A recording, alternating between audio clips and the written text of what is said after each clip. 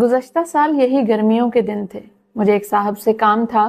میں دفتر ہی میں خاموش بیٹھ کر اپنی باری کا انتظار کرنے لگا. مجھ سے پہلے ایک سبکدوش استاد جو سفید ریش بزرگ تھے اپنی گزارش پیش کر رہے تھے. صاحب اپنے لیپ ٹاپ میں مصروف تھے. کچھ دیر بعد نظریں اٹھائیں, کرسی کی طرف اشارہ کیا اور کہا, بیٹھو.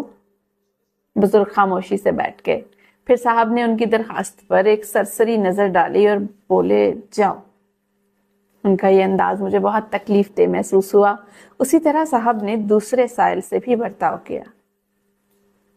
میں نے اپنی فائل میں سے ایک صاف کاغذ نکالا اور لکھنا شروع کیا. بخدمت جناب فلاں فلاں صاحب, درخواست بمراد شامل کیے جانے نون غنہ.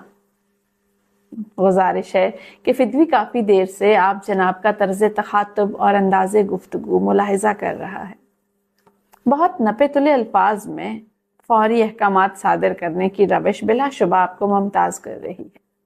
آپ جناب کی سنجیدہ صفات اور ملاحظہ شدہ اوصاف کی بنیاد پر نہایت ادب سے گزارش ہے کہ براہ کرم اپنے انداز گفتگو میں صرف نون غنہ کا اضافہ فرما لیجیے. یعنی بیٹھو کو بیٹھیں, سنو کو سنیں, دو کو دیں, جاؤ کو جائیں فرما دیا کیجیے. بس کمال مہربانی سے اپنے الفاظ میں نون غنہ کی شیرینی شامل فرما دیجیے. آپ کا اقبال مزید بلند ہو اور آپ کی شخصیت سائلین کے دل میں وقار سے راسخ ہو جائے. ایسا کیا جانا سائلین کا عین قانونی, شرعی اور اخلاقی حق ہے. آپ کا بلا تخصیص نون غنہ کا استعمال فرمانا عین قرین انصاف اور خدا ترسی ہوگا. میں امید کرتا ہوں کہ میری یہ عاجزانہ التماس آپ کے مزاج شاہانہ پر ناگوار نہ گزرے اور نہ ہی آپ فدوی کی اس جسارت پر برانگیختہ ہوں گے. العارض, ایک شہری. جب میں نے یہ درخواست صاحب کے سامنے رکھی تو وہ پڑھتے رہے, زیر لب مسکراتے رہے. پھر اچانک اٹھ کر کھڑے ہوئے اور بولے, تشریف رکھے رانا صاحب. پھر انہوں نے بڑی بے تکلفی سے گپ شپ لگائی. وہ اپنے پہلے رویے پر نادم تھے. بغیر کسی عذر یا توجیہ کے اپنی غلطی تسلیم کی.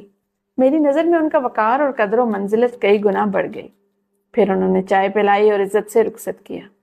احباب گرامی, بڑے افسوس سے کہنا پڑتا ہے کہ ہمارے تمام شعبۂ زندگی سے نون غنہ کا استعمال تیزی سے ختم ہو رہا ہے, جس کے نتیجے میں معاشرے سے الفت, پیار, رواداری اور حسن اخلاق جیسی نعمتیں بھی رخصت ہوتی جا رہی ہیں.